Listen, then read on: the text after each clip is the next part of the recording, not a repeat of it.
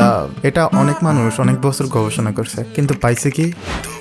Love is just a chemical reaction, but এটা কিভাবে হয়? আচ্ছা, সাপোজ ইউ আর আলী, তুমি ফ্রেন্ডের সাথে ঘুরতে গেছো, ওইখানে একটা কমন ফ্রেন্ডকে প্রথমবার দেখছো। দেখার পর তোমার ব্রেনের reward system dopamine, serotonin and oxytocin release করে, যার ফলে তুমি তার প্রতি অ্যাট্রাক্ট হও। তাই তুমি তারে বারবার দেখতে চাও, যাতে তোমার হরমোনের চাহিদা পূরণ হয়। তুমি তার সোশ্যাল মিডিয়া অ্যাকাউন্ট নিলা, তুমি বাসায় গিয়ে তাকে একটা নক দিলা, সে দিবে কি দিবে না তা নিয়ে ভাবতে ভাবতে সে তোমাকে রিপ্লাইও দিল। Then your brain release hormones. তার প্রত্যেক মেসেজের সাথে সাথে তোমার ব্রেন ডোপামিন রিলিজ করে। You started dreaming about her in your wet dreams. She is the perfect one for you.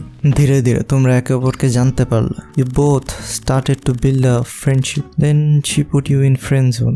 Sorry, wrong video. কোনো কাজ বারবার করলে যদি প্রত্যেকবারই ডোপামিন রিলিজ হয়, তাহলে ওই কাজ অভ্যাসে পরিণত হয়। তাই ধীরে ধীরে তার সাথে কথা বলা, মেসেজ দেওয়া, তাকে নিয়ে চিন্তা করা তোমার অভ্যাস হয়ে যায়। কারণ তার জন্য শুধু ডোপামিনই না, সেরোটোনিন অ্যান্ড অক্সিটোসিনও রিলিজ হয়, যা ফিল গুড হরমোন। আর মানুষ অভ্যাসের দাস। কিন্তু লাভ তো শুধু এমন হয় না। মা ও সন্তান, your favourite things, siblings, friend and your friend with benefit, even self love, এগুলা কি লাভ না?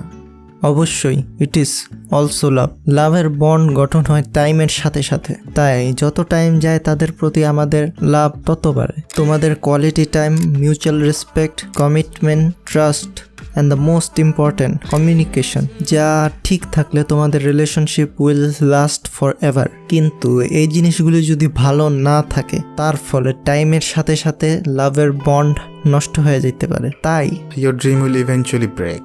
Wake up to reality. কারণ এত লাভ থাকার পরেও লাভারদের মধ্যে ঝগড়া হয় কেন, বা ব্রেকআপ বা হয় কেন? Next video will be explain about breakup কেন হয়।